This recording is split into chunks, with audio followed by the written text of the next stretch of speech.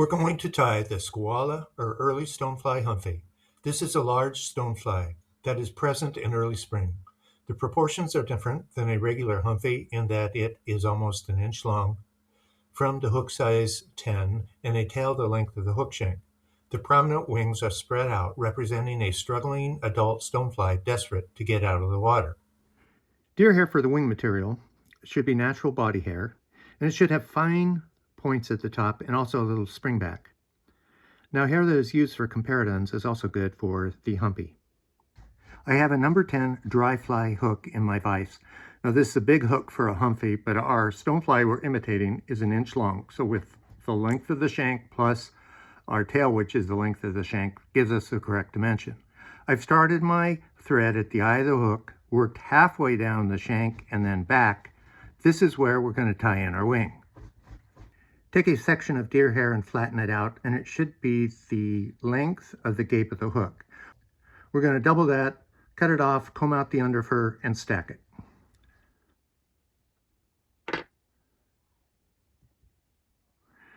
The length of our wing is the length of the hook shank.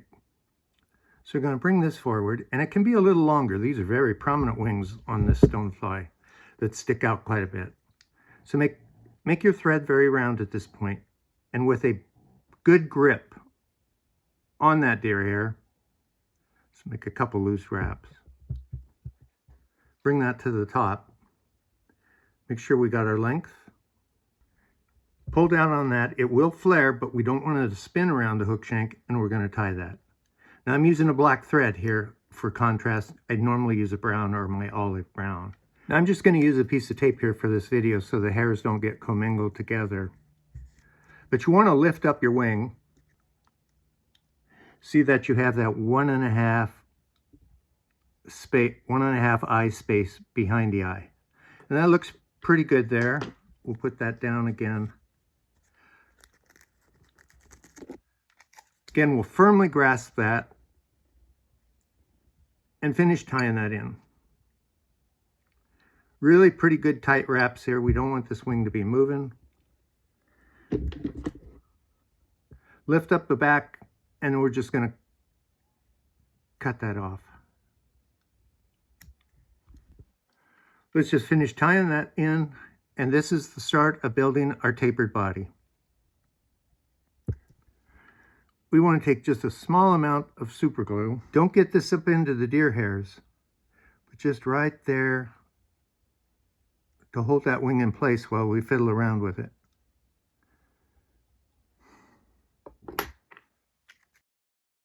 Let's grab a hold of our wing,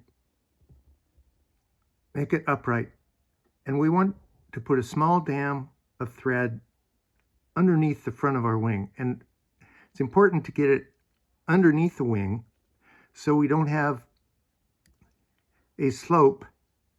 Our hackle is tied on and it'll slide down on us. Take your bobbin and right on top of the hook shank, split these up,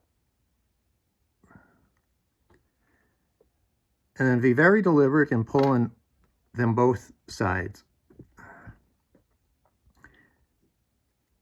You should have the same amount of deer hair on each side. I'm going to show you that here. And then with figure eights, we're going to keep those separated. So make 2 good wraps at an angle on this side. Give us our initial separation. Come underneath the hook, and we'll do 2 more the other direction. As you can see, we got 2 good separations of our wings, and just continue with the figure eights.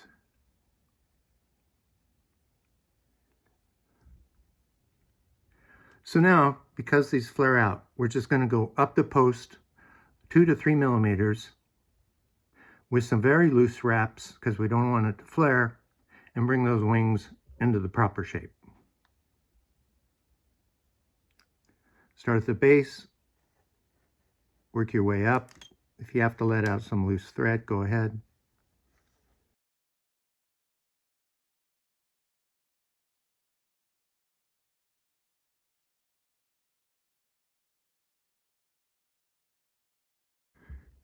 It'll look like that, and then we'll do the other wing.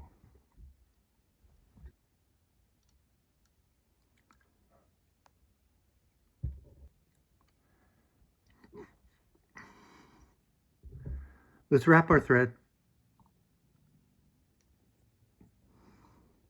to the bend of the hook. To keep those wings in place, we'll just put a drop of super glue on each of the posts.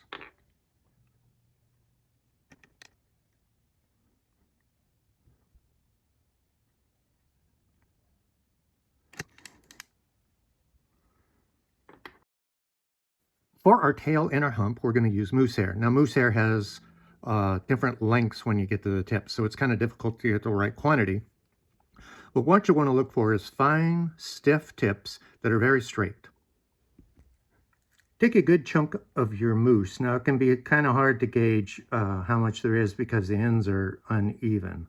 So you can always add or subtract after you stack it, but we want this to be a fairly thick tail to look like it's an extension of the body.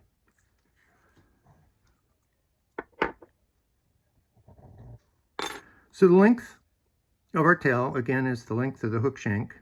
We're going to hold right there. We're going to go to where our thread stopped on our wing. Rest your scissors on the hook shank, and we'll cut those off. Hanging on to them very tight. Put these within an eye of the wing.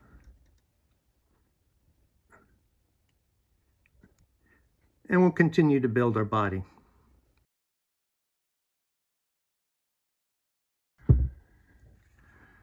So for our hump, you want to take a few strands of your moose. Pick the longest hairs you can find. One of the problems people have is they make the hump too big. We're going to cut this off, comb it out, stack it again. Take your stacked hairs, and we're just going to cut the tips off of there.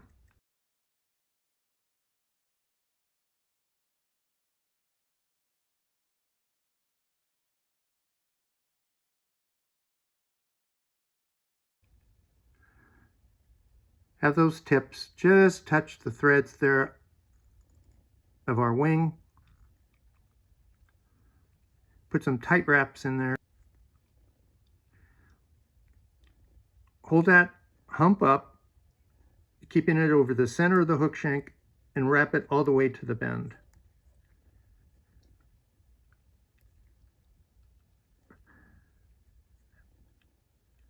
There we go.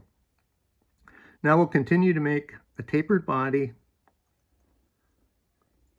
within an eye of our wings. And you can flatten your thread at this point to make a smoother looking floss body. Now pull your hump forward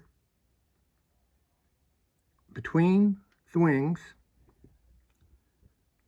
Make sure all those fibers are straight and not overlapping. Make a loose wrap. Make sure we got that where we want, and tie that in.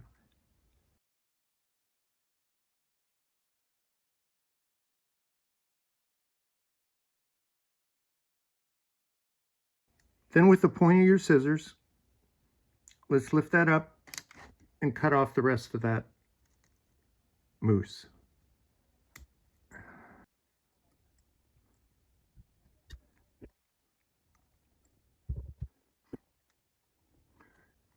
Select a hackle feather where the barbs are 1.5 times the gape of the hook.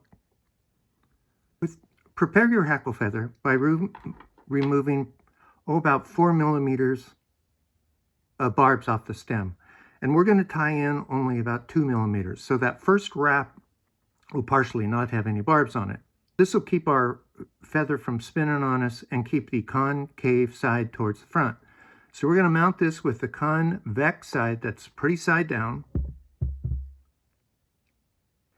On the top in the center,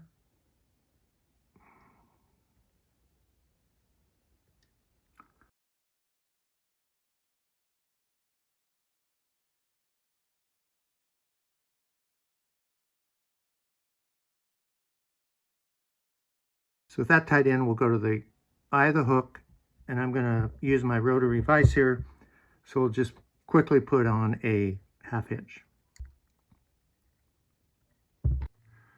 All right, let's lift up our hackle.